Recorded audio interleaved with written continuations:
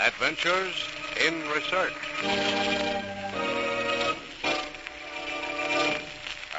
What does he know? An obscure country doctor. Let him take care of these cows and horses. We'll look after human lives. That's right.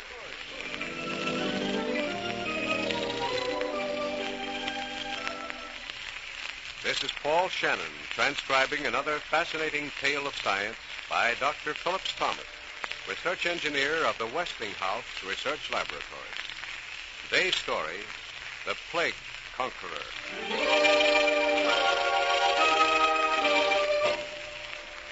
It's a monster.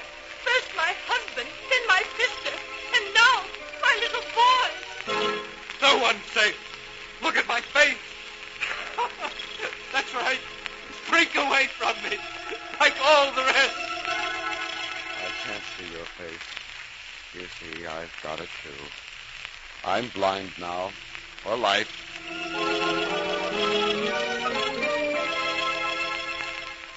1776, and England is in the grip of a dread plague that stalked the land. Invisible and fatal, it took its toll of men, women, and children.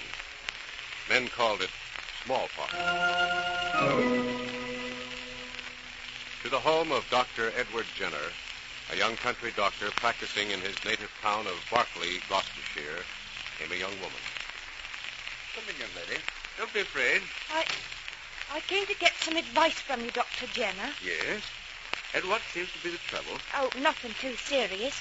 Just constant headaches and a sort of dull feeling. It's hard to tell, but... What work do you do? I'm a milkmaid, sir. I see. Well, sit in this chair, and let's see if we can find what's causing this headache and this dull feeling.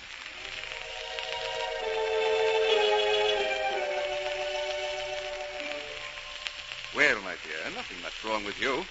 Just take these, and I'm sure you'll be all right. Now, if you had the smallpox, that might be different. Oh, I won't have smallpox, Doctor. Indeed? And what makes you think you won't? I can't have it. I've had cowpox. Cowpox? I don't understand. Why, is that a reason for not contracting smallpox? Why, Dr. Jenner, everybody knows that if you catch cowpox, you'll never catch smallpox. Indeed? Very interesting observation, woman. Very interesting. Thank you, my dear. Thank you, Doctor. Very interesting. But I wonder how true it is.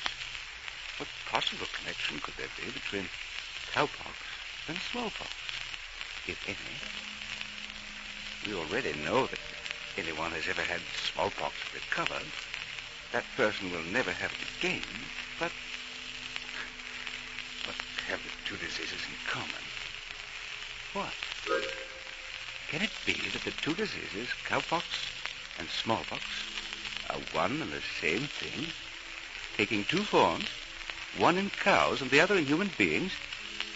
I must know more. I must. Dr. Jenner spent the next few weeks talking to the simple country folk of the community, asked questions, and found that it was true, as the milkmaid had said, that if anyone caught cowpox, they were immune against smallpox. Next, he visited the farms and pastures, observing carefully. At one farm... Here, what's this? On this horse's hoof, see it? Oh, that's the disease, Dr. Jenner. Huh? I noticed that the other day. Is this the only animal affected with it? Well, no, Dr. Jenner, it isn't. This horse got it, and it's spread among the cows and the hogs. It's quite an epidemic, you might say. Then why in heaven's name didn't you tell somebody about it? Well, there's nothing anybody can do, and it's happened before, and Doctor, so I... Dr. Jenner, I ran all the way to tell you. Tell me what? Down in the village, it's a regular epidemic. Smallpox. Smallpox? What's that in your hands, young woman? That's just cowpox. I've had it before. I don't worry about that, but smallpox. I have an idea that right here on this horse's hoof is the source of this smallpox. Right here is where it starts.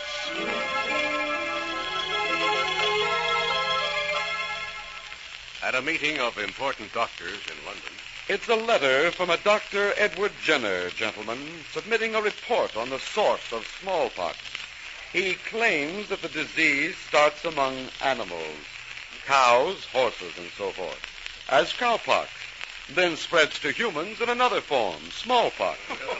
However, he states that person is lucky who catches the disease from these animals, for then he has it in the mildest form, and also is rendered immune against the terrible human form of the disease, smallpox.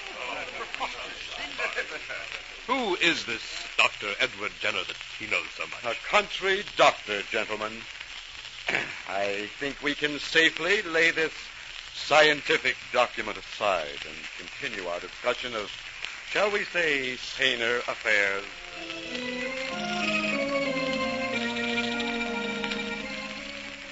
Rebuffed by the eminent London physicians, Dr. Jenner nevertheless, fired with the importance and meaning of his discovery, determined to put it to the test, discussed it with his wife. Catherine, I'm convinced that my diagnosis is a true one. I'm right. I know it. But Then what's troubling you, Edward? I've made various experiments up to now on animals, But I've got to know about humans. I've got to make a test. Yes? Don't you see, I can't ask other people to risk their lives in an experiment that might fail. And I myself am immune against smallpox. And you want me to? No, not you, Catherine. Our son. Our little boy? Oh, but Edward, we can't. Suppose he should... He won't, Catherine. I promise he won't. It's not only for us, Catherine. It's for all those poor people who live in dread of the disease. The mothers who live in constant dread of it. For her husband and child. You're right, Edward. We have them to think of. And you are a doctor. They look to you for help. All right, Edward.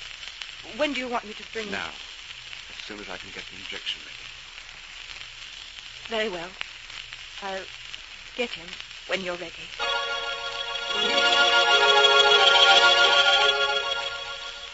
I filled this with swinepox. It's just a mild form of the disease and will scarcely bother him at all. You see. Take off his coat sleeve.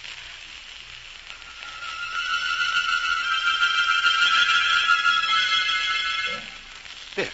It's done. That didn't hurt a bit, did it, Edward? The little man didn't even cry. My brave little Edward. And now what? We'll have to wait a few days and see what develops. I'm sure nothing will. He won't even be sick at all.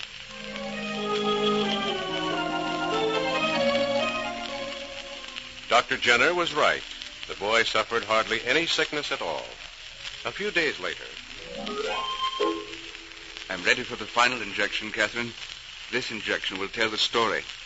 It's the smallpox vaccine itself, straight from the arm of a little boy who has the smallpox. But...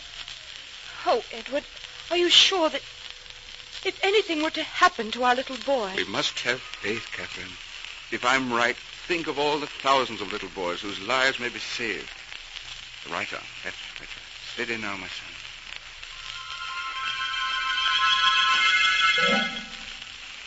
Now all we can do is wait and pray. It's done.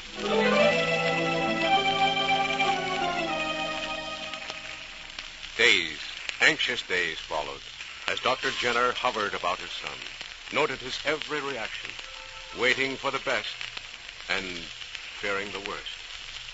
At last... We've won, Catherine. We've won, and I was right. Madam, our son is now immune against smallpox. Oh, Edward. Now I have work to do. Experiment, study. I've proved it to myself. Now I'll prove it to the world. For the next 7 long years, Dr. Jenner worked, studied, experimented. He had proved that either swinepox or cowpox vaccine would prevent smallpox in humans. And yet there were many vexing questions to be answered. How much vaccine should be used? And what is the right time to use it? And how? More study, more experiments, more research, more study. And then on May 14th, 1796... Here is the boy, Dr. Jenner, as healthy a boy as can be found. His name is James Phipps, 8 years old. All right, James. You look like a very brave lad. This little needle won't hurt you a bit. Just like a pinprick. And then I have a bag of goodies here for you. Hold your arm steady now. Just for a second. There you are. All finished. You're a very brave lad, James. And here are your goodies. Well, gentlemen, this boy has been given an injection of smallpox vaccine. Tell me, Dr. Jenner, what's the next step in your experiment?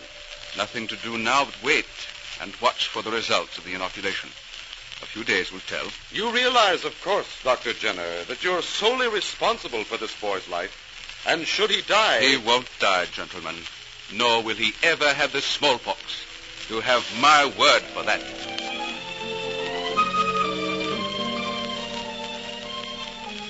James Phipps remained healthy and well. And overnight, the name and fame of Dr. Edward Jenner spread. Was on everyone's lips. It's wonderful news. I feel as though a great load has fallen off my shoulders. No more smallpox. Well, we'll still have smallpox, but now we have something to fight it with, thanks to this Dr. Jenner. I'm going to have my little Herbert vaccinated, and right away, too. You'll have to hurry up, then. I was vaccinated this very morning, and there was a crowd at the doctor's house then. Must be bigger by now. Better hurry.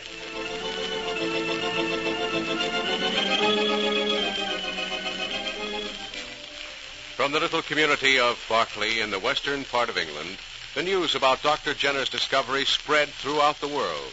Russia, Germany, France. As for Jenner himself, though fame, honors, and money were offered to him, he remained in his little country house, busy with his patients, his nature studies, and his book. Edward, I wish you would... Oh, I'm sorry. I didn't know you were busy writing. It's all right, Catherine.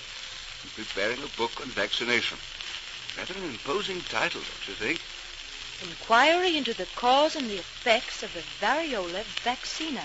Imposing. It's frightening. And I haven't the least idea what it means. Well, Catherine, my learned friends in London will, I'm sure.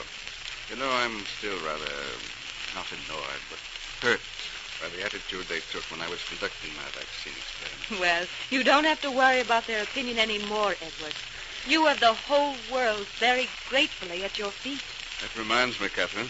It's about time for my patients to be gathering. No rest for the weary, eh, my dear?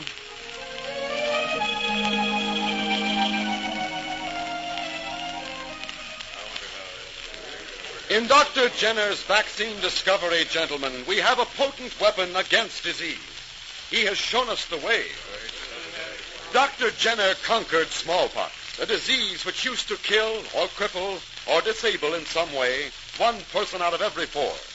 Why, then, can we not use a similar method to stamp out other diseases? There are many diseases the human body is heir to, gentlemen. Typhoid, diphtheria, and others. Vaccines, as Dr. Jenner points out, strengthen the blood and cells of the body so that they are more powerful than the disease. They're our best weapon against these enemies. Let us find them and use them.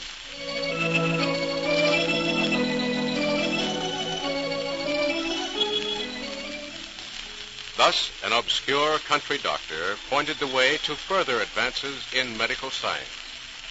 Few men in the long history of the world have saved as many lives as Dr. Edward Jenner, discoverer of one of mankind's greatest boons, vaccination, the man who conquered the dread scourge, smallpox, through his great humanitarian adventure in research.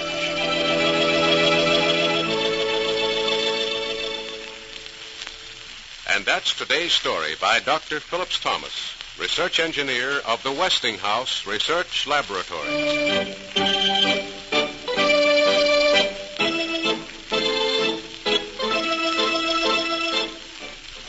Join us again next week for another transcribed adventure in research.